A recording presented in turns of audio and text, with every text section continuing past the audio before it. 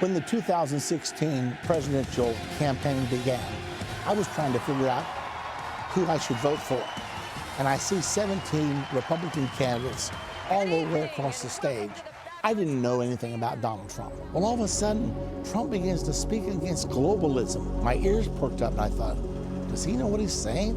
And then he started speaking against the establishment. Our movement is about replacing a failed and corrupt, and when I say corrupt, I'm talking about totally corrupt, political establishment with a new government controlled by you, the American people.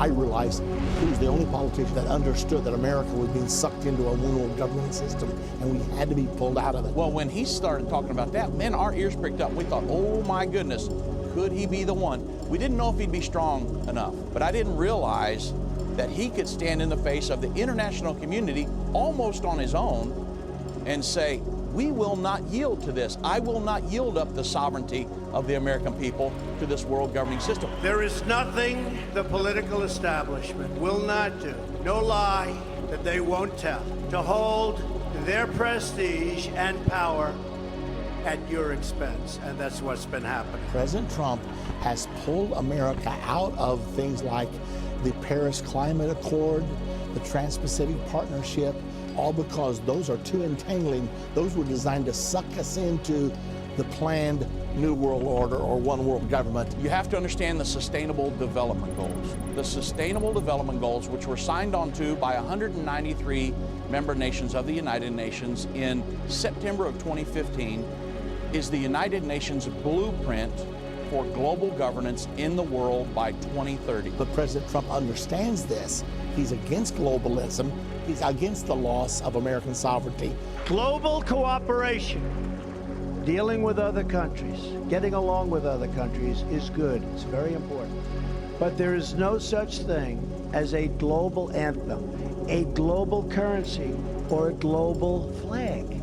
This is the United States of America that I'm representing. The Global Migration Compact, Donald Trump pulled us out of that. Again, that was the United Nations effort to actually be able to globally govern migration, the movement of people, to equally distribute them throughout the planet. Well, Donald Trump saw that, and he said, it's not going to happen. This is America first. I'm not going to let a United Nations dictate who we let in and out of this nation. So he simply pulled us out of that. In my first week, I withdrew the United States from the job-killing catastrophe that we know what that is, TPP and the Paris Environmental Accord. Not too good. Not too good. Well, the election of Donald Trump caused a gigantic pause button to be pressed on the agenda of globalism. The U.S. should never cede its sovereignty to some foreign national entity, and especially to some globalist governing body.